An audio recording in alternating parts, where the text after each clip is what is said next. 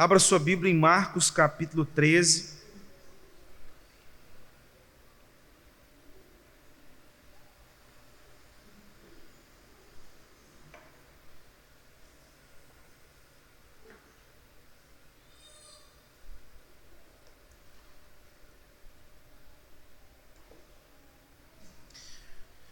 Marcos 13, dos versículos 14 a 37, nós fizemos a primeira parte da exposição desse sermão profético de Jesus, que é todo o capítulo 13, e hoje nós faremos a segunda parte da exposição dos versículos 14 a 37.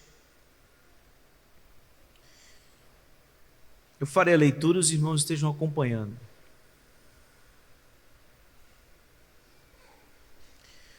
Quando, pois, virdes o abominável da desolação, situado onde não deve estar, quem lê entenda, então os que estiverem na Judéia, fujam para os montes.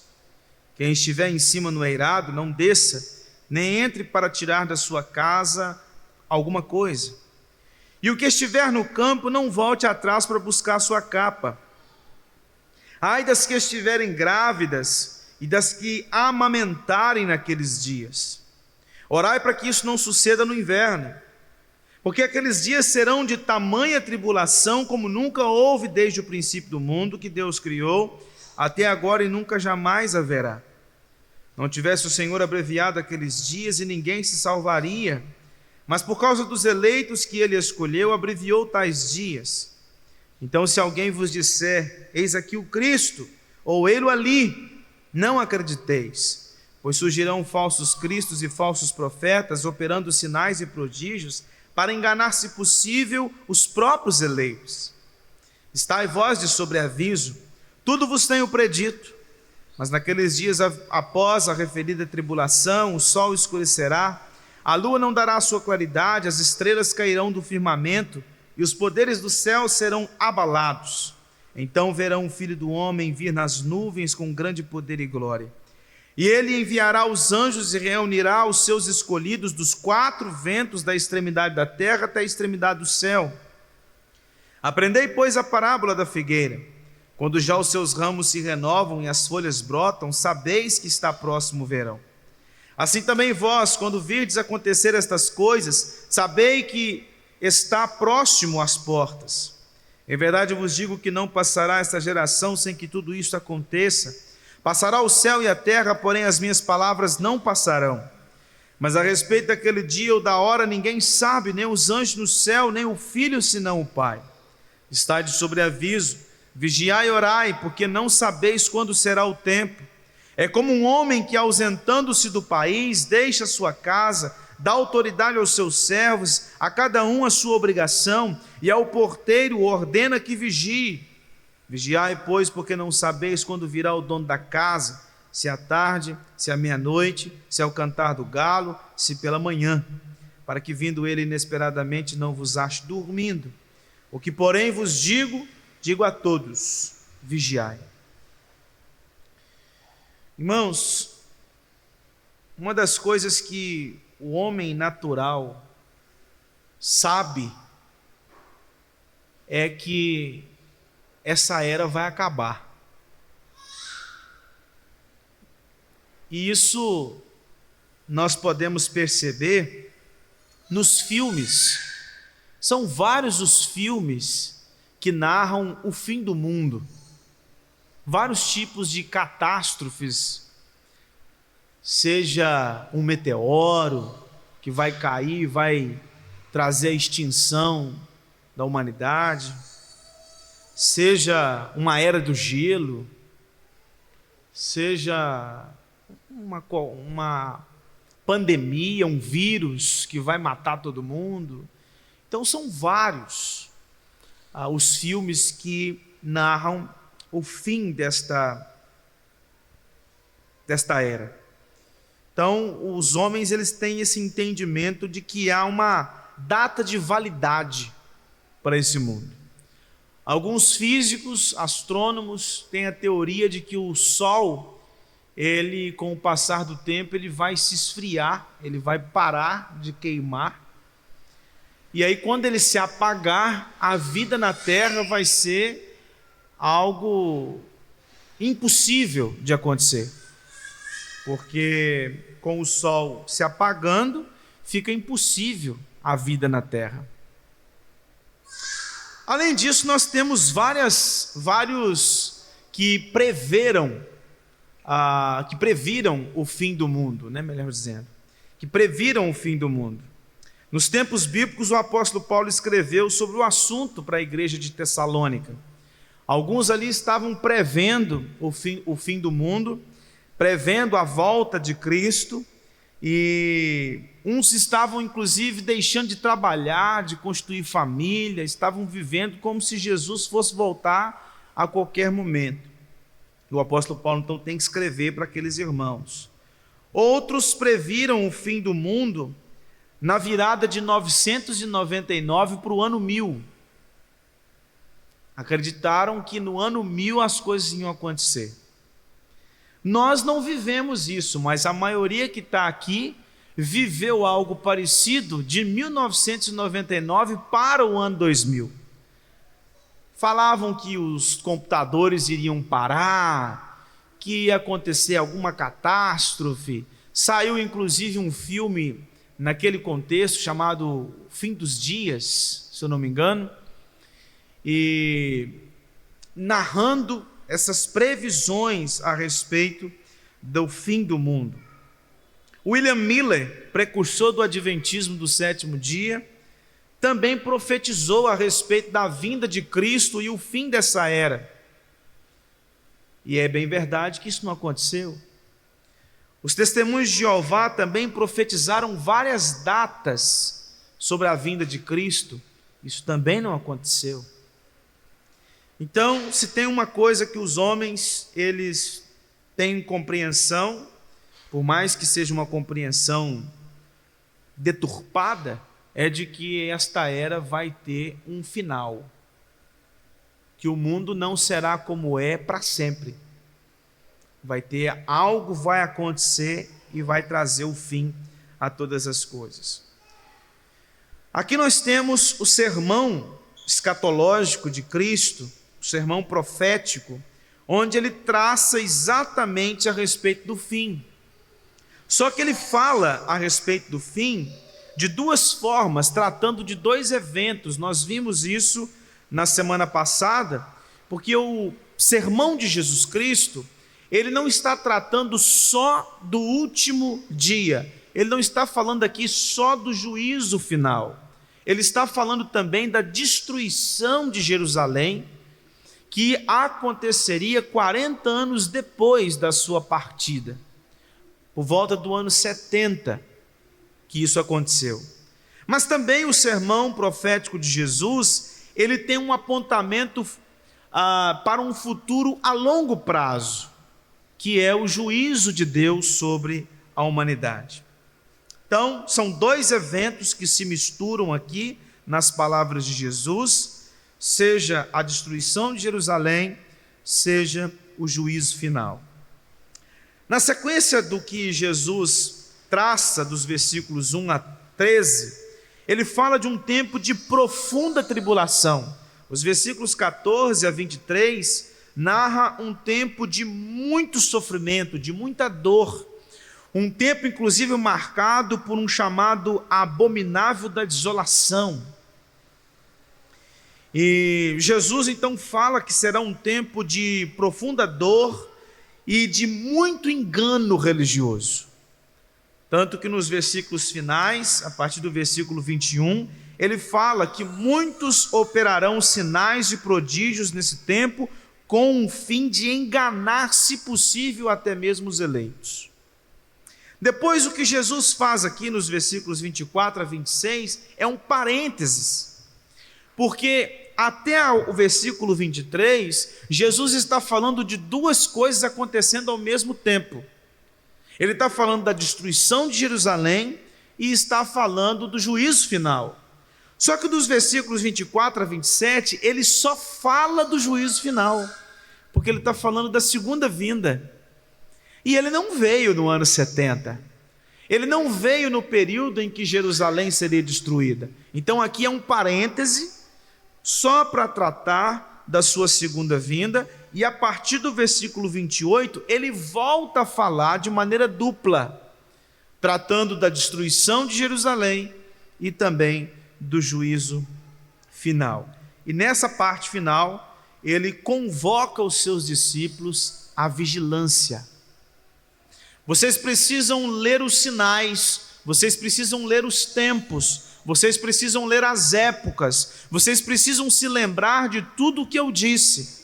Lembrem-se do engano religioso, lembrem-se da fome, guerras, rumores de guerras, catástrofes naturais, o abominável da desolação, muito engano religioso, muitos falsos profetas, muito ensino errado, muita heresia, mas chegará o dia em que eu rasgarei os céus, retornarei e estarei com vocês pelos séculos dos séculos. Então vocês precisam vigiar, observar, fazer uma boa interpretação da época.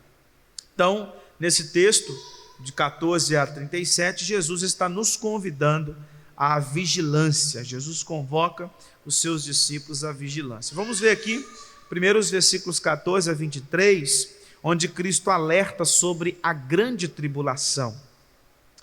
Quando, pois, virdes o abominável da desolação situado onde não deve estar, quem lhe entenda, então os que estiverem na Judéia fujam para os montes. Quem estiver em cima no eirado, não desça, nem entre para tirar da sua casa coisa alguma. O que estiver no campo, não volte atrás para buscar a sua capa. Ai das que estiverem grávidas e das que amamentarem naqueles dias. Orai para que isso não suceda no inverno, porque aqueles dias serão de tamanha tribulação, como nunca houve desde o princípio do mundo, que Deus criou, até agora e nunca jamais haverá. Não tivesse o Senhor abreviado aqueles dias e ninguém se salvaria, mas por causa dos eleitos que ele escolheu, abreviou tais dias. Até aqui por enquanto. O que seria esse abominável da desolação? Esta é uma expressão que Jesus se utiliza lá da profecia de Daniel, no capítulo 9, versículo 27.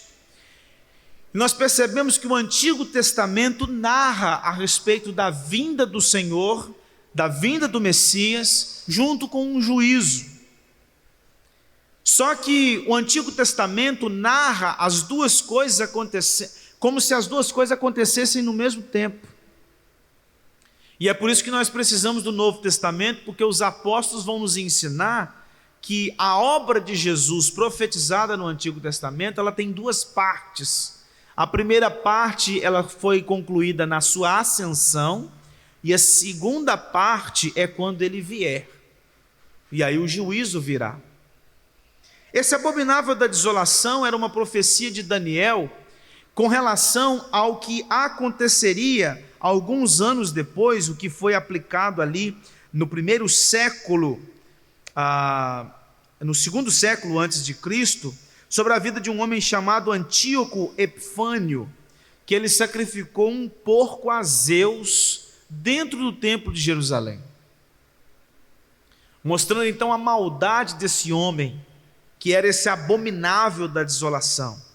Também, um período depois, Jesus se utiliza do mesmo termo para se referir a um homem que invadiria as fronteiras de Israel e destruiria toda a nação. A maior desolação que aquela cidade já viu não foi quando Antíoco Epifânio entrou dentro do templo e sacrificou um porco.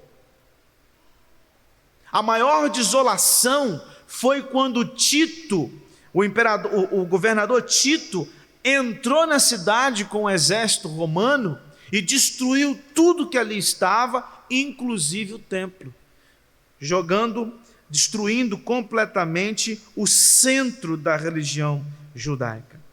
Esse mesmo termo também é utilizado por Paulo para se referir ao anticristo escatológico, ao chamado homem da iniquidade, que Paulo narra lá em 2 Tessalonicenses. Eu gostaria que você marcasse aí a sua Bíblia e fosse lá para 2 Tessalonicenses, o capítulo 3, versículo 3, capítulo 2, versículos 3 a 12, quando Paulo fala deste homem da iniquidade.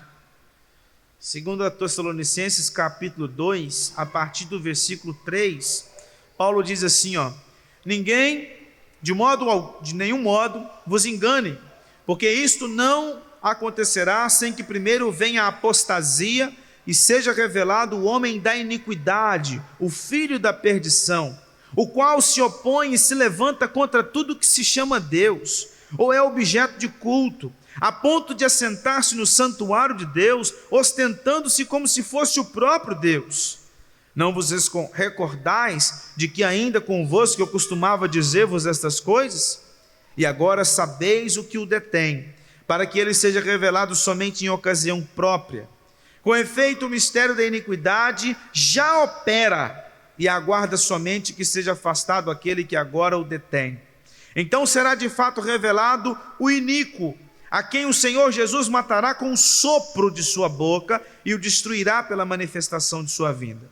Ora, o aparecimento do iníquo é segundo a eficácia de Satanás, com todo o poder e sinais e prodígios da mentira, e com todo engano de injustiça aos que perecem, porque não acolheram o amor da verdade para serem salvos.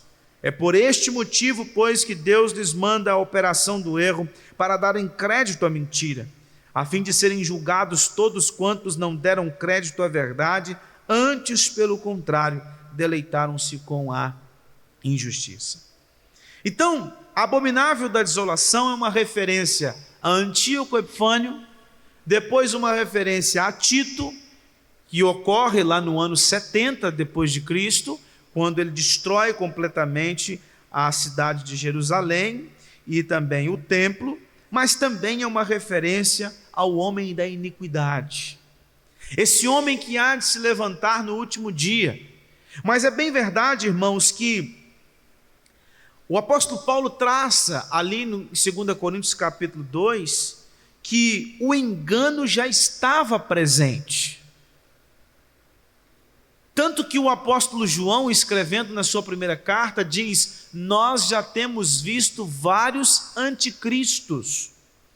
Então o espírito do anticristo, o espírito do engano, o espírito das falsas profecias, o espírito das doutrinas equivocadas, das doutrinas erradas, já fazia parte daquele tempo, já estava ali. E o que o apóstolo Paulo está dizendo é que um dia chegará aquele que será o maior de todos os anticristos que já pisou nessa terra. E esse homem viria para trazer maldade, esse homem viria para trazer ensinos errados, esse homem virá para trazer caos a este mundo. Mas lá no período do Império Romano, nós já tínhamos algumas falsas doutrinas que foram espalhadas, e nós vimos isso no sermão anterior. Também nós vimos que no decorrer de toda a história, vários falsos mestres se levantaram. Os ensinos errados continuam crescendo diariamente. E aí Jesus dá algumas coordenadas para o povo, dizendo: olha, aqueles que estiverem na Judéia, quando o abominável da desolação aparecer, fujam. Tanto que contam-se que no período que Tito entrou em Jerusalém, muitos cristãos fugiram, exatamente por se lembrar do que disse Jesus: quando o abominável da desolação aparecer, vocês precisam fugir. Fujam, para que vocês possam escapar dessa maldade que ele há de trazer sobre a nação. Olha, para vocês terem ideia, o que disse Joséfo, um dos historiadores mais antigos entre os judeus, a respeito desse tempo de grande tribulação que a cidade sofreu. Ele diz o seguinte, abre aspas: logo a fome ampliou seu avanço e devorou as pessoas por casas e famílias. Os aposentos altos estavam cheios de mulheres e meninos morrendo de fome. As ruas da cidade estavam cheias dos cadáveres dos anciãos. Os meninos e jovens vagavam ao redor dos mercados como sombras, todos inchados pela fome, e caíam mortos em qualquer lugar. Só miséria se apoderava deles. Quanto a sepultá-los, os que estavam doentes não eram capazes de fazê-lo, e os que estavam sãos e corajosos se desanimavam pela grande quantidade de mortos e a incerteza sobre quando eles próprios morreriam, porque muitos morriam enquanto estavam enterrando a outros, e muitos foram aos seus próprios ataúdes antes da hora fatal. Não havia lamentos nestas calamidades. A fome confundia todas as paixões naturais. Um profundo silêncio e uma sorte de noite letal havia se apoderado da cidade. Algumas pessoas chegavam a tal terríveis extremos como procurar nos esgotos e nos montões de esterco e comer o esterco que achavam, usando para alimentar-se coisas que antes não podiam nem ver. Alguns homens chegavam a comer o couro das correias dos sapatos. E também uma mulher que matou o seu próprio filho e o dividiu com outras pessoas. Fecha aspas. O Império Romano sitiou, cercou a cidade de Jerusalém por 3 anos. Isso significava que ninguém entrava e ninguém saía. Como é que você sai para comprar e para vender? O que tem lá dentro acaba. E o que você faz? E depois de 3 anos o exército invadiu a cidade, destruiu tudo. E por isso que Jesus disse: aqueles que estiverem na Judéia, fujam. Quando vocês fizerem a leitura dos sinais, fujam. Fujam. Mas aí o versículo 20 diz: não tivesse o Senhor abreviado aqueles dias e ninguém se salvaria, mas por causa dos eleitos que ele escolheu, abreviou tais dias. Esse tempo só não foi um tempo de maior caos, por causa dos eleitos de Deus que ali estavam. E aí os versículos 21 a 23, ele diz: então, se alguém vos disser, eis aqui o Cristo, ou ei-lo ali, não acrediteis, pois surgirão falsos cristos e falsos profetas, operando sinais e prodígios para enganar, se possível, os próprios eleitos. Estais vós de sobreaviso, tudo vos tenho predito. O que não faltava naquele tempo era engano religioso. Muitos falsos cristos, muita gente que chegava no meio de tudo dizendo: olha, eu sou Jesus, eu sou o Cristo. E muitos falsos profetas ensinando doutrinas erradas, distanciando o povo da palavra do Senhor. E os apóstolos tiveram que lutar contra esses ensinos falsos.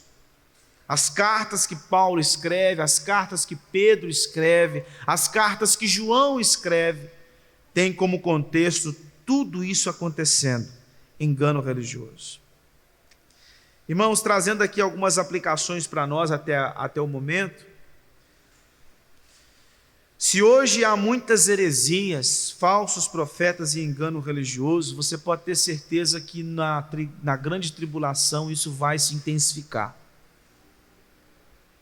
Hoje há muito engano religioso, há muitos homens pregando um falso evangelho, e muitas pessoas estão dando ouvido a esse falso evangelho.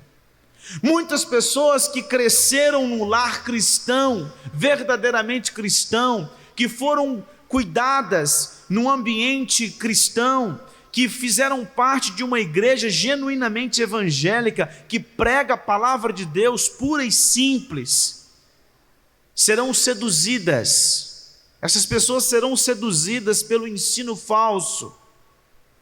E muitos têm sido seduzidos. Muitos são aqueles que abandonaram o evangelho verdadeiro para abraçar o evangelho falso. E é por isso, irmãos, que nós, como igreja, devemos manter a pregação pura e simples do Evangelho. Nós não podemos negociar o Evangelho, nós devemos pregar o Evangelho do jeito que ele é, sem negociar, sem mudar, sem acrescentar, sem tirar qualquer coisa. Nós devemos pregar o Evangelho puro e simples, porque só o Evangelho puro e simples é capaz de transformar o homem. Enquanto os falsos mestres, os falsos profetas, estão distanciando as pessoas da palavra, nós devemos fazer com que essas pessoas se aproximem da palavra cada dia mais. É bem verdade que no decorrer da história nós tivemos várias grandes tribulações. Cada época tem a sua grande tribulação. O que dirá da Segunda Guerra Mundial? Foi uma grande tribulação. A Primeira Guerra Mundial foi uma grande tribulação. E o mundo já viu grandes tribulações. Mas aqui Jesus está dizendo que haverá uma última grande tribulação. E nesta última grande tribulação, há de aparecer um homem trazendo engano e perversidade. E nós devemos estar preparados para isso. Nós devemos estar preparados porque esta última grande tribulação, ela antecederá a volta do nosso Senhor. E nós precisamos aprender a ler os sinais, assim como Jesus ensina aqui. Também nós aprendemos com esse texto que a grande tribulação ela será abreviada. E aqui é necessário a gente fazer um comentário. Muitos crentes acreditam que os eleitos, a igreja, não fará parte da grande tribulação. Só que quando você pega esse texto, você percebe que a igreja fará parte desse tempo. Tanto que Jesus diz, a grande tribulação e todo o sofrimento que virá nela, será abreviado por amor aos eleitos. Ou seja, a grande tribulação será aliviada por amor à igreja. Então a igreja fará parte, estará presente num momento de dor e sofrimento jamais visto na humanidade, onde o anticristo, o homem da iniquidade, o iníquo, aquele que veio como servo do diabo, estará neste mundo atuando com maldade, com dor, com sofrimento e com engano. E a igreja estará presente nesse momento. Mas será um tempo abreviado por amor à igreja. Também, irmãos, nós aprendemos com esse texto que o espírito do anticristo ainda se faz presente em nosso tempo, por isso que existem vários falsos mestres. Então saiba de uma coisa, o anticristo virá e fará as mesmas coisas com uma intensidade um pouco maior do que os falsos mestres de hoje já estão fazendo. Ele trará muito engano, ele trará muito sofrimento e muita dor. Mas aí o texto lá de 2 Tessalonicenses diz que quando Cristo vier, ele vai destruí-lo com um sopro da sua boca. Não vai ter uma guerra, não vai ter uma luta, ele não tem chance. Às vezes as pessoas têm uma visão dessa batalha final, como se Cristo e o anticristo ficassem ali numa guerra travada, e uma hora Cristo perde, outra hora o anticristo perde, e fica até que Jesus, igual aqueles filmes do Super-Homem, que o Super-Homem começa a ganhar, daqui a pouco começa a apanhar, e daqui a pouco ele dá a volta por cima. Não vai acontecer isso não, gente. O texto de Paulo diz que quando Cristo vier, ele vai destruir o homem da iniquidade com um sopro. Com um sopro. E aí, quando chega nos versículos 24 a 27, Jesus traz esperança para os discípulos. No meio de todo esse caos que ele apresentou aqui de 14 a 23, agora ele traz esperança. Mas naqueles dias, após a referida tribulação, o sol escurecerá, a lua não dará a sua claridade, as estrelas cairão do firmamento e os poderes do céu serão abalados. Então verão o Filho do Homem vir nas nuvens com grande poder e glória. E ele enviará os anjos e reunirá os seus escolhidos dos 4 ventos, da extremidade da terra até a extremidade do céu. Aqui nós temos o parêntese. Jesus está falando só sobre a sua segunda vinda. Ele diz que naqueles dias, ou seja, nos dias da grande tribulação, acontecerá um caos cósmico.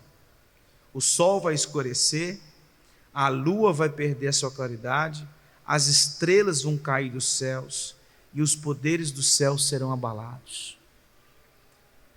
Vai acontecer um caos cósmico. Trevas. E então verão o Filho do Homem vir nas nuvens com grande poder e glória. Disse o apóstolo Pedro: virá entretanto como ladrão o dia do Senhor, no qual os céus passarão com estrepitoso estrondo e os elementos se desfarão abrasados. Também a terra e as obras que nela existem serão atingidas.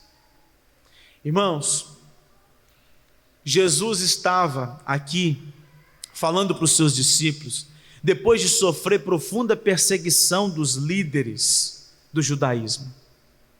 Jesus não estava sendo recebido pelos seus. Jesus estava sendo alvo de chacota, alvo de perseguição. Jesus não recebia a popularidade que deveria receber. Jesus não era aceito por aqueles que mais conheciam a Torá. E Jesus, nesse contexto, não era aceito, e um dos motivos é porque ele era um homem simples, que nasceu numa região simples. E por isso que aqueles homens diziam: quem te deu autoridade para fazer o que você faz? Quem você é? Eles não diziam: pode vir alguma coisa que presta da Galileia, de Nazaré. Porque Jesus, ele veio num estado de humilhação, pobre, simples, humilde, vivendo numa região simples, nasceu numa manjedoura. Ele não foi percebido por muitas pessoas. De acordo com o relato do seu nascimento, estava ali Maria, José, alguns animais, talvez. Não foi aquele nascimento que saiu no Jornal Nacional, que foi avisado para o mundo afora. Foi um nascimento simples, escondido, sem qualquer ibope. Mas agora, na sua segunda vinda, todo olho verá. Na sua segunda vinda, ele não virá humilde, simples, servo sofredor. Ele virá exaltado, glorificado. Como disse João lá em Apocalipse: aquele que quando eu bati os olhos nele, eu caí como morto. Por causa de sua glória, ele virá em glória, em poder. E é por isso que quando ele vier, não tem vez para o abominável da desolação, não tem vez para o iníquo, não tem vez para o homem da iniquidade, não tem vez para aqueles que são os inimigos da igreja, porque ele há de destruí-los com o sopro de sua boca. E por isso que Paulo, escrevendo em Filipenses capítulo 2, ele disse: todo olho verá e todo joelho se dobrará diante de Cristo Jesus. Porque é exatamente nesse contexto de profunda tribulação é que Jesus virá com poder e com glória. Lá em Apocalipse capítulo 6, versículo 15, João relata o temor dos ímpios quando isso aconteceu. Olha só: os reis da terra, os grandes, os comandantes, os ricos, os poderosos e todo escravo e todo livre se esconderam nas cavernas e nos penhascos dos montes e disseram aos montes e aos rochedos: caia sobre nós e escondei-nos da face daquele que se assenta no trono e da ira do Cordeiro, porque chegou o grande dia da ira deles. E quem é que pode suster-se? Aqui Jesus estava sendo perseguido. Quando ele declara essas palavras, ele estava sofrendo perseguição. Mas chegará o dia onde ele há de julgar todos aqueles que não se renderam ao seu evangelho. Ele há de julgar todos aqueles que se levantaram contra a igreja. Ele há de julgar todos aqueles que caminharam de mãos dadas com o diabo. Todos aqueles que bateram continência para o homem da iniquidade. Todos aqueles que viveram na contramão da palavra dele.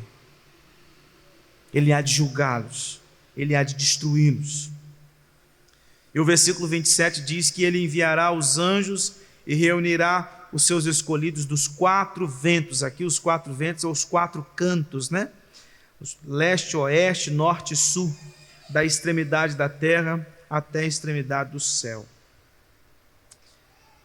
Em 1 Tessalonicenses capítulo 4, versículo 16 a 18, olha o que disse Paulo. Porquanto o Senhor mesmo, dada a sua palavra de ordem, ouvida a voz do arcanjo e ressoada a trombeta de Deus, descerá dos céus. E os mortos em Cristo ressuscitarão primeiro. Depois nós, os vivos, os que ficarmos, seremos arrebatados juntamente com eles, entre nuvens para o encontro do Senhor nos ares, e assim estaremos para sempre com o Senhor. Consolai-vos, pois, uns aos outros com estas palavras. No dia final, quando Cristo vier, no dia que o caos cósmico acontecer, e que ele rasgar os céus, o apóstolo Paulo diz que a primeira coisa que acontece é a ressurreição dos mortos. Os túmulos hão de se abrir, e todos aqueles que partiram hão de se levantar e se apresentar diante dele. E aqueles que aqui estiverem hão de ser transformados, e nós nos encontraremos com o Senhor nos ares. E lá em Apocalipse capítulo 7, João diz que ele vai enxugar de nós toda lágrima. Acabou o sofrimento, acabou a dor, acabou a tristeza, acabou o luto, acabou o desespero, acabou o pecado. Não tem pecado mais, não tem dor mais, não tem sofrimento mais, não tem perseguição mais, não tem tristeza mais, não tem violência mais, não tem caos. Acabou. J.C. Ryle disse o seguinte, abre aspas: a segurança do povo de nosso Senhor será providenciada quando o julgamento divino cair sobre este mundo. Cristo não fará coisa alguma enquanto não os tiver afastado do alcance de qualquer dano. O dilúvio não começou enquanto Noé não se achava seguro na arca. O fogo não caiu sobre o Sodoma enquanto Ló não se encontrou seguro em Zoar. A ira de Deus sobre os incrédulos não se derramará enquanto os crentes não estiverem ocultos e seguros. Fecha aspas. Nós seremos reunidos, aqueles que partiram para estar com Cristo, hão de ser ressuscitados. Nós, os vivos, seremos transformados. Estaremos com o Senhor e os ímpios sofrerão a penalidade de seus pecados. E somente nós que estivermos abrigados em Cristo, a arca que Deus providenciou para nós, é que estaremos salvos do juízo de Deus. Só a igreja, por isso que o texto diz que ele vai recolher, ele vai reunir todos aqueles que são os seus escolhidos. Lá em Efésios capítulo 1, versículo 14, Paulo diz que todos aqueles que foram eleitos, predestinados, adotados, redimidos, estão selados com o Espírito Santo. E esse selo é a garantia de que serão recolhidos no último dia. Quando os anjos forem enviados para buscar a igreja, eles vão buscar somente aqueles que têm o selo. Eles vão pegar somente aqueles que têm a marca. E qual é a marca? Qual é o selo? O Espírito Santo. Somente aqueles que têm o Espírito Santo, que foram lavados e remidos pelo sangue de Cristo, é que serão reunidos e estarão com Ele pelos séculos dos séculos. Então, irmãos, algumas aplicações aqui, duas na verdade, desse texto. A primeira delas é que eu e você não temos que temer o juízo final. Tem muito crente que tem medo de ler Apocalipse. Tem muito crente que tem medo de ler o Apocalipse. Nossa, o negócio de uma besta que surge, não sei o quê. Gente, para com isso, gente. Nós não temos que temer o juízo final. Pelo contrário, nós temos que desejar que ele chegue logo. A gente não tem que ter medo do que vai acontecer. Se você tem medo do juízo final, talvez é porque você não é lavado e remido pelo sangue de Cristo. Talvez você não tenha convicção da sua salvação. Talvez você não sabe em que lado você estará. Talvez o seu medo do juízo final é porque você não sabe se você ouvirá: vinde benditos de meu Pai, ou apartai-vos de mim. Talvez esse é o seu medo.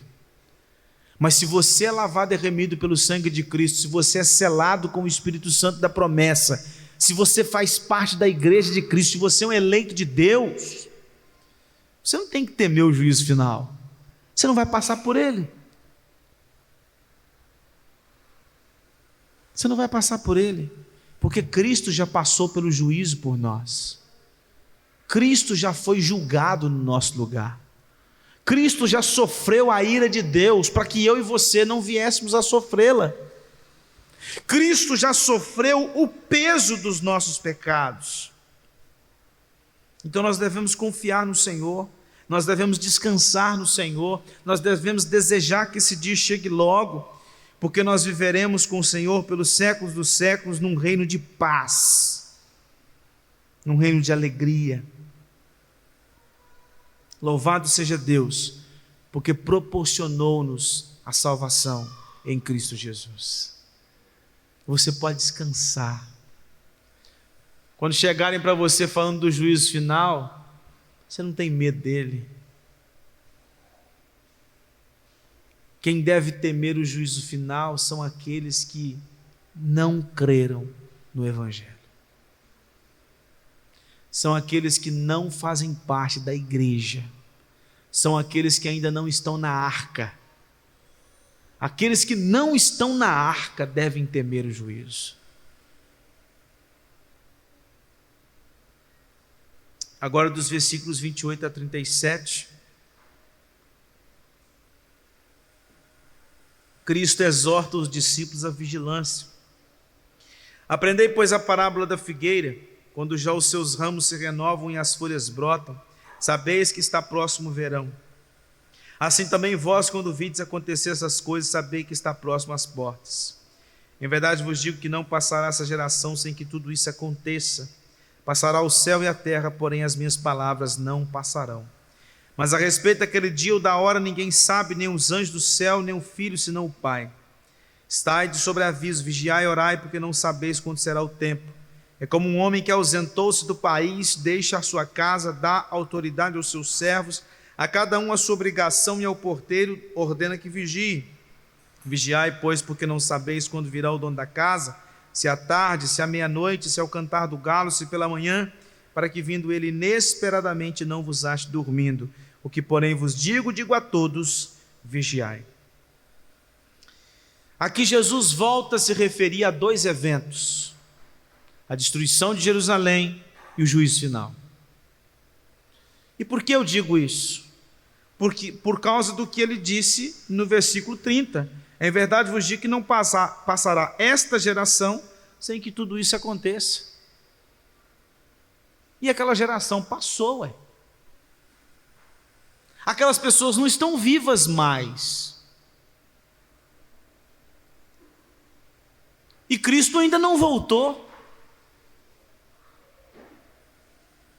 Então, esta geração não passará é uma referência àquela geração que sofreria com a destruição de Jerusalém no ano 70. Porque quando Jesus está dizendo isso aqui, ele estava basicamente ali por volta do ano 30. Então, cerca de 40 anos depois, seria a destruição de Jerusalém. Então, aquela geração ainda estaria viva quando acontecesse a destruição de Jerusalém. Então ele diz: em verdade vos digo que não passará esta geração sem que tudo isso aconteça. Passará o céu e a terra, porém as minhas palavras não passarão. Ou seja, o que eu estou dizendo vai acontecer. É certo o que vai acontecer. E aí ele diz da parábola da figueira. E a figueira, ela perde as suas folhas no inverno e parece que ela está morta. Mas quando os ramos dela se renovam e as folhas brotam, as pessoas então sabem que está chegando o verão.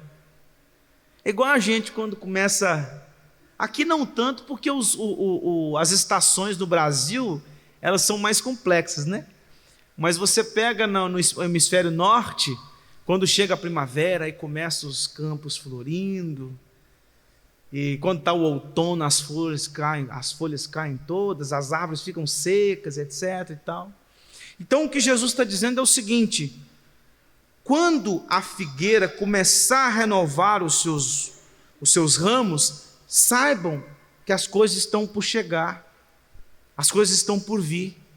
A referência de Jesus é o seguinte: quando vocês perceberem tudo isso que eu disse, fome, terremoto, engano religioso, abominável da desolação, todo esse mal que será o princípio das dores e a grande tribulação, quando vocês virem tudo isso, saibam que está chegando o tempo. Quando vocês virem tudo isso, saibam que está chegando a hora do juízo. Então fiquem alertas, fiquem espertos, estejam preparados. Lá no Antigo Testamento eu já disse para os irmãos que já foi anunciado a respeito da destruição de Jerusalém, do juízo final. E aqui Jesus está mais uma vez falando sobre isso. Lá em Malaquias nós temos aquele profeta dizendo a respeito da vinda de Cristo como juízo sobre Israel.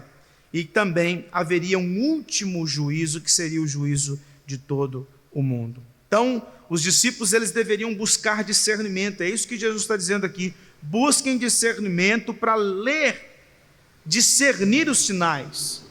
Ele disse isso para os judeus, ele disse isso para os fariseus: vocês não sabem o que está acontecendo, porque vocês não sabem discernir os sinais. Tudo aquilo que foi profetizado está acontecendo, e vocês não estão lendo os sinais, vocês não estão discernindo os sinais. Eu estou aqui, o Messias chegou e vocês ainda não se atentaram para isso.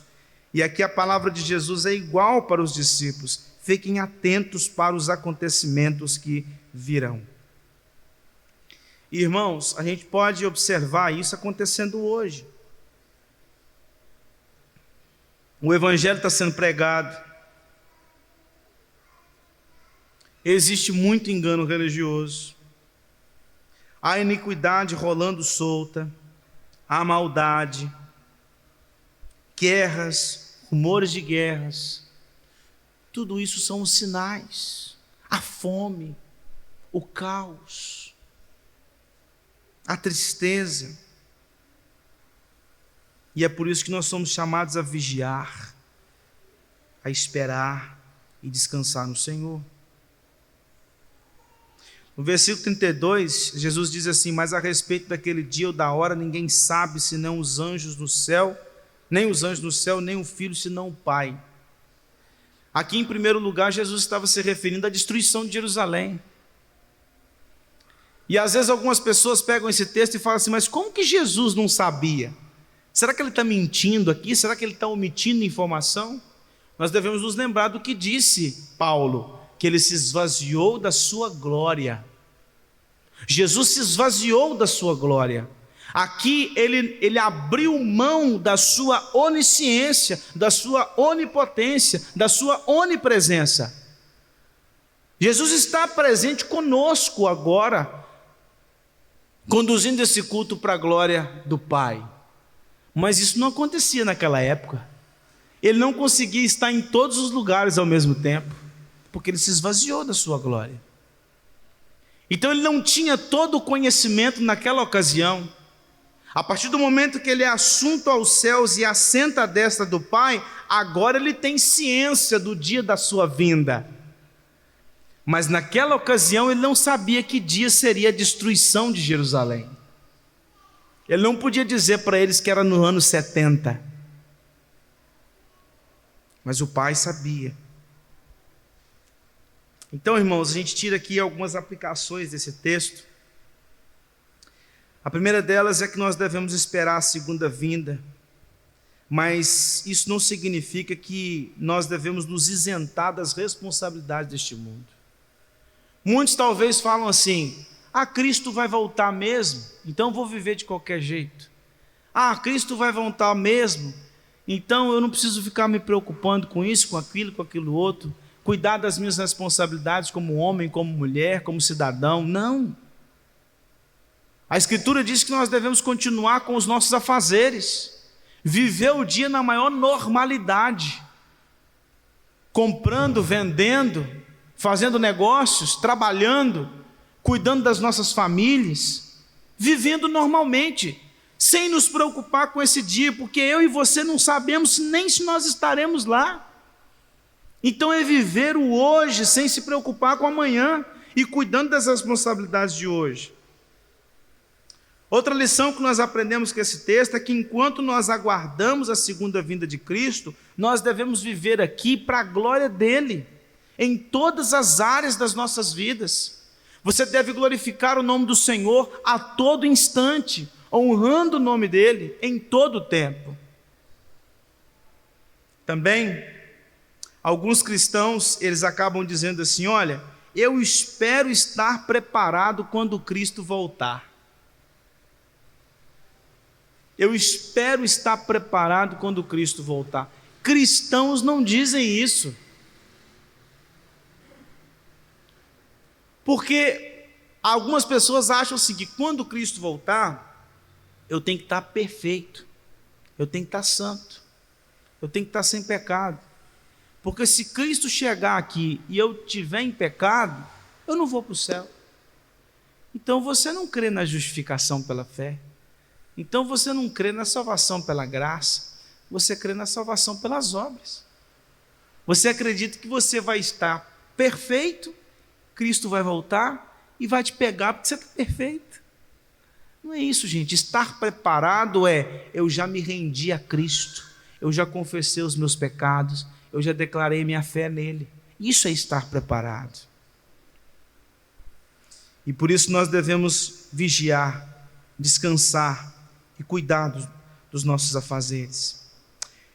Outra lição que nós aprendemos nesse texto, irmãos, é que nós não temos o direito de decretar a segunda vinda de Cristo. Às vezes a gente vê algumas coisas acontecendo no mundo e a gente fala assim: Jesus está voltando. Para com isso. Tanta coisa já aconteceu no mundo e Cristo não voltou até hoje. A gente começa a ver alguma coisa acontecendo no mundo e vem com aquela teologia alarmista: olha, Cristo está voltando. Nos dias que começou aquela guerra lá palestina, com os palestinos com Israel, já começou um monte de gente a colocar texto bíblico na internet falando: ó, Jesus está voltando. Nós temos que parar com isso.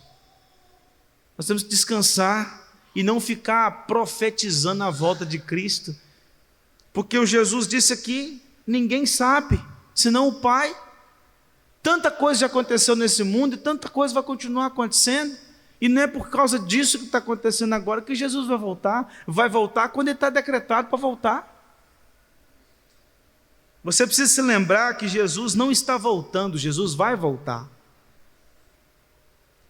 presbítero Rui que gosta de falar isso. Eu tenho uma raiva desses cânticos que falam que Jesus está voltando. Rapaz, tem tantos anos que nós estamos cantando que Jesus está voltando, até agora ele não chegou. Jesus não está voltando, Jesus voltará. No dia que ele se levantar do trono para descer, ele vai descer. Ele não está no meio do caminho aí há anos para chegar aqui. Ele vai voltar. E agora, por fim, eu preciso te dizer que as chances para a salvação é agora. Aqueles que não se renderam a Cristo Jesus, aqueles que não foram salvos, aqueles que não foram transformados pelo poder de Deus, aqueles que não estão selados com o Espírito Santo da promessa, vão perecer. Cristo voltará, e somente os eleitos estarão com Ele pelos séculos dos séculos, somente aqueles que se renderam verdadeiramente a Ele. A pergunta que eu te faço é: você já se rendeu verdadeiramente? Você já confessou os seus pecados e já declarou Cristo como seu Senhor e Salvador, e você descansa tão somente nele? Porque no dia que Ele vier, não tem chance mais. A chance que você tem é agora, enquanto você não morre também, porque no dia que você morrer também acabou. Então, ou você toma uma postura logo, ou assuma as consequências, porque somente a igreja vai usufruir de toda a presença do Senhor pelos séculos dos séculos. O caos virá, mas Cristo virá em glória para acabar com tudo e estarmos, para que assim possamos estar com Ele pelos séculos dos séculos.